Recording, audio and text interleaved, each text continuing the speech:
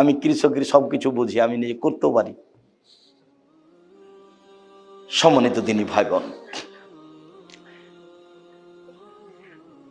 দাখালা রাসূলুল্লাহ সাল্লাল্লাহু আলাইহি সাল্লাম মক্কা ওয়া হালাল মক্কা 360 নসব।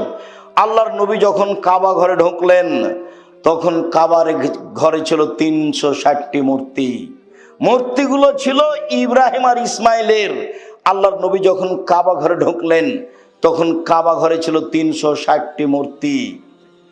ফাজালা ইয়ানুতহু, তার হাতে একটা লাঠি ছিল, মূর্তিগুলোকে গুতা দিতে লাগলেন আর বললেন, জাল হক এসেছে সত্য, ওয়া যাহাকাল বাতিল চলে গেছে মিথ্যা, ইন্নাল বাতিলা নিশ্চয় মিথ্যা, কানা যাহুকা চিরদিন মিথ্যা।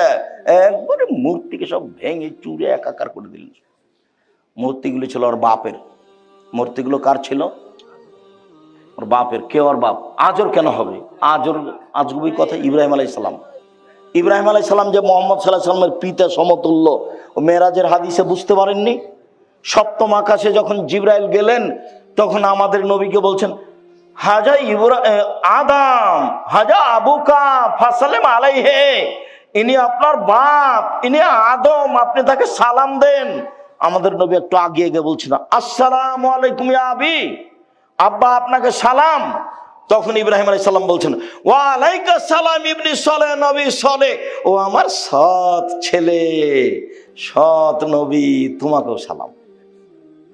দেখেন তো বাপ বেটা।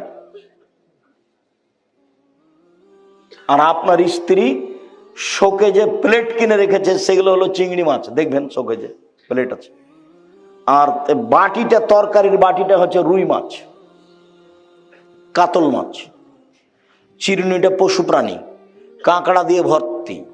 যদি সত্যিকারী মুসলমান হন, মোমেন তো পরে, মুসলমান হলে আজকে বাড়িতে গেলে একটাও থাকবে না শোকেজে। যা আছে, পুতুল আছে, মূর্তি আছে, প্লেট আছে, সব ভেঙে ফেলে দিতে হবে। প্লেট ভেঙে ফেলে দিতে হবে। একবারে গিয়ে শোকেজ থেকে ওই বাটিটা যেটাতে রুই মাছ আছে, একবারে দাঁত কিচমিচ করে ফেলে ভেঙে দিবা। তাহলে তুমি আসলে, তোমার ভিতরে ঈমান আছে না, তুমিও মুনাফিক।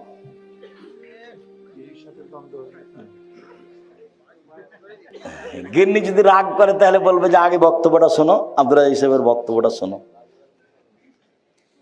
যাক, সেটা পরে, ওর সাথে কোনো কথা নেই। শরীয়ত শরীয়ত। সম্মানিত দিনী ভাই বোন, এসব কিছুই হচ্ছে শিরক। খারাজা রাসূলুল্লাহ সাল্লাল্লাহু আলাইহি সাল্লাম ইলা হুনাইন, আল্লাহ রাসূল হুনাইনের যুদ্ধে বের